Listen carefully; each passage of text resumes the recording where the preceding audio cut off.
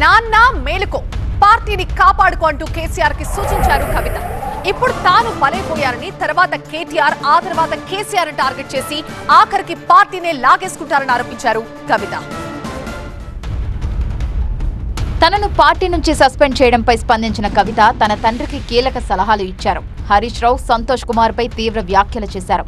అంటే ఓ పక్క సంతోష్ రావు గ్యాంగు, ఇంకో పక్క హరీష్ రావు గ్యాంగు 100కు 100% రేవంత్ రెడ్డి గారితో, ఇక్కడున్న కాంగ్రెస్ ప్రభుత్వంతో, అవసరమైన సందర్భంలో పైనున్న బీజేపీతో వాళ్ళు కోఆర్డినేషన్లో ఉండి బీఆర్ఎస్ పార్టీకి జలగల్లాగా పట్టి పీడుస్తున్నారు. నిరంతరం బీఆర్ఎస్ పార్టీకి నష్టం చేశారు.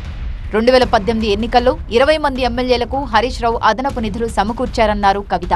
2018 ఎన్నికలలో హరీష్ రావు గారు 20-25 మంది ఎమ్మెల్యేలకు ఎన్నికలలో అడిషనల్ ఫండింగ్ ఇచ్చారు. పార్టీ ఇచ్చింది కాకుండా.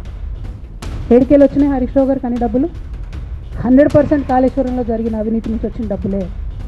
ఆయన ఆలోచన ఏం చేసిందంటే, ఏమన్నా కొద్దిగా అటు ఇటు అవుతుందేమో రిజల్ట్, నా దగ్గర ఎమ్మెల్యేస్ ఉండాలని ఆలోచన చేసి.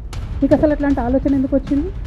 నేను కట్టప్పలాంటోని కేసీఆర్ గారి దగ్గర ఉండేటోని అంటావు కదా, నీకేం అవసరం వచ్చింది ఎమ్మెల్యేస్కి సపరేట్గా ఫండింగ్ చేయడానికి?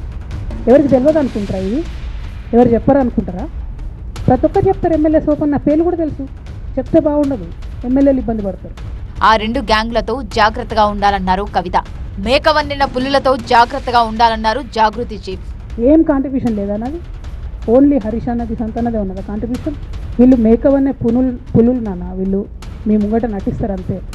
బయట వాళ్ళ నిజస్వరూపం వేరేలాగా ఉంటుంది. యాజ్ అ డాటర్గా రిక్వెస్ట్ చేస్తున్నా, ఒకసారి ఆలోచన చేయండి వాళ్ళ గురించి.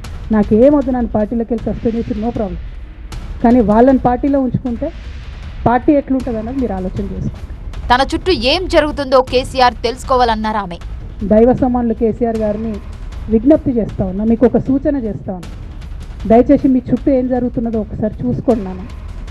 నన్ను ఇవాళ బయటకు పంపవచ్చు, నేను మీలాగా స్ట్రేట్ ఫార్వర్డ్ ఉంటా, నిజాలు మాట్లాడతా. నేను ఉద్యమం నేపథ్యం నుండి వచ్చిన కాబట్టి నాగ్గా ఉన్నది లేనట్టుగా, లేనిది ఉన్నట్టుగా, మోసం చేయాలని చెప్పో ఇంకోటి చేయాలని చెప్పో మాట్లాడను. స్ట్రేట్ ఫార్వర్డ్గా ఇష్యూస్ మాట్లాడతా కాబట్టి నన్ను ఇలా బలి చేసి పర్వాలేదు. కానీ రేపటి నాడు ఇదే ప్రమాదం రామన్నకు కూడా పొంచుంది, రేపటి నాడు ఇదే ప్రమాదం మీకు కూడా పొంచుంది. అల్టిమేట్గా బీఆర్ఎస్ పార్టీని హస్తగతం చేసుకోవడానికి జరుగుతున్నటువంటి కుట్రలో భాగంగానే ఇవాళ నన్ను ఎలిమినేట్ చేయడం జరిగింది. కేసీఆర్ మేలుకోకపోతే పార్టీ ప్రమాదంలో పడుతుందన్నారు కవిత. నేను కేసీఆర్ గారిని, పెద్దల్ని రిక్వెస్ట్ చేసేది ఒకటే, ఈయన చేస్తున్న నక్కజిత్తుల్ని దయచేసి గమనించండి. ఇలా నేను బయటకు పోతా కావచ్చు, నాదేముంది, ఉద్యమంలోకి వెళ్ళి వచ్చినా వాళ్ళ ఉద్యమంలోకే పోతా, నాకు భయం ఏముంటుంది, నాకు ఎన్నడూ పదవుల మీద ఆశ లేదు. బీఆర్ఎస్ ను కాపాడుకోవాలంటే హరీష్, సంతోష్ను పార్టీకి దూరంగా పెట్టాలన్నారు కవిత.